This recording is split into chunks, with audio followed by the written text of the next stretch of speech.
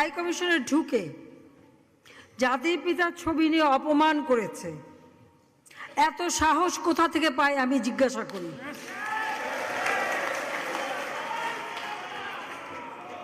আমি জানি না আমাদের হাই কমিশনে এখন কারা বসেছিল এবং তারা সেখানে কিছুই করতে পারলো না কেন, সেটাও বড় প্রশ্ন।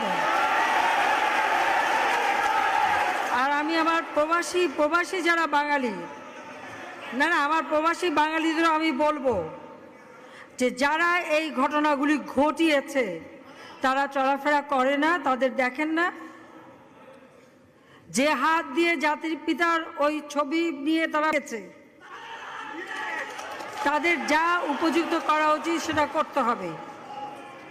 কারণ জাতির পিতার নাম মুছে ফেলার চেষ্টা করা হয়েছিল, তো তারিখ যেহেতু দূরের কথা, ওর বাপ তো চেষ্টা করেছিল এই নাম মুছতে, ওর বাপও চেষ্টা করেছে, মাও চেষ্টা করেছে। তারা কি পেয়েছে নাম মুছতে?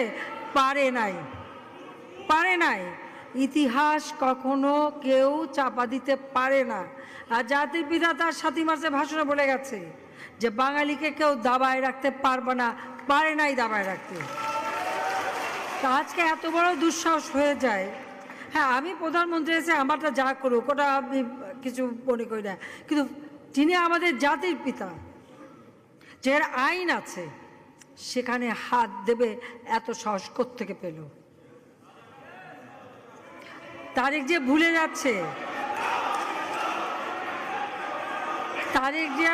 যাচ্ছে যে তার মা দুর্নীতি করে জেলে গেছে। আজ